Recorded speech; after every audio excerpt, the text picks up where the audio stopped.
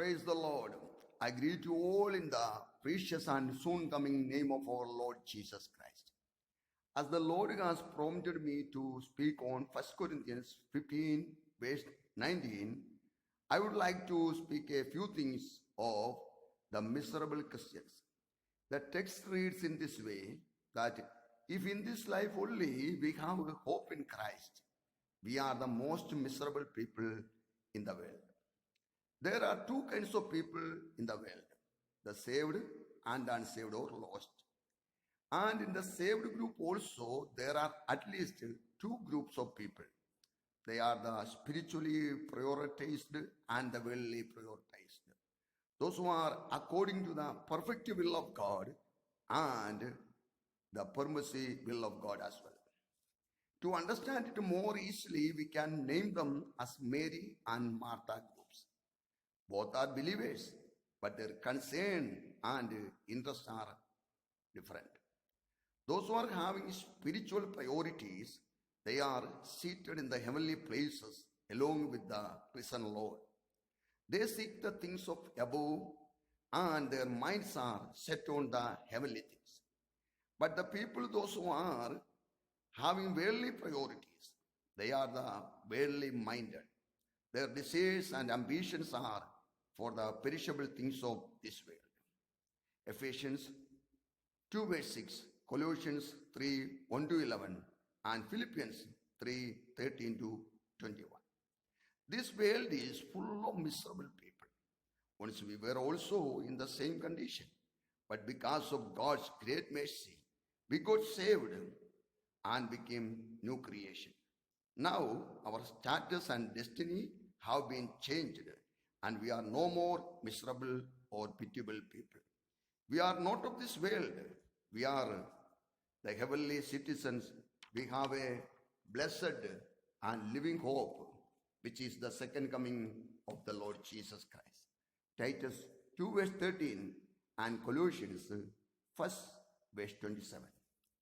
In 1 Corinthians 15, Paul is stressing or giving emphasis to the resurrection of the Lord Jesus Christ and the saints. And then he goes on to say that if we don't have this hope or we are not preparing ourselves for the second coming of the Lord Jesus Christ, we are the most miserable people on the face of the earth. Having been born to the family of God, our concerns and interests are for the passing and perishing things of this world, like Martha. The worldly people are better placed than we, because they don't even believe the Lord Jesus, pay no attention to the gospel, nor they discipline their lives. They live according to their lusts. Their only concern is making maximum amount of money by all means, and then eating, drinking, and making merry. Maybe the Epicurean way of life they live. 1 Corinthians 15 verse 32. A believer is not supposed to think in this way and go after the perishable things of this world. 1 John 2 15 to 17. Every born again believer should have the hope of eternity, the eternal glory and bliss, because we are destined for it. Neglecting it is utter foolishness and pure loss. Even we should invest for that life. One should be rich towards God, that is, rich in spiritual matters. Luke 12 verse 21. Jesus said in Matthew 16:26 that gaining the whole world and losing the soul profits nothing. Christians who are neglecting the eternal for the temporal may be compared with creatures like bats and squirrels, which pluck juicy fruits from the trees and after sucking them, throwing away the precious seeds and nuts. What a sad thing it is. Just listen what Paul the Apostle says in Philippians chapter 3, verses 7 to 11. He counted or treated all his merits, riches, and gains as rubbish and loss to attain the resurrection from the dead. Moses also did the same thing. We read it in Hebrews chapter 11, verses 24 to 26. By faith, Moses, when he had grown up, refused to be known as the son of Pharaoh's daughter. He chose to be mistreated along with the people of God rather than to enjoy the pleasures of sin for a short time.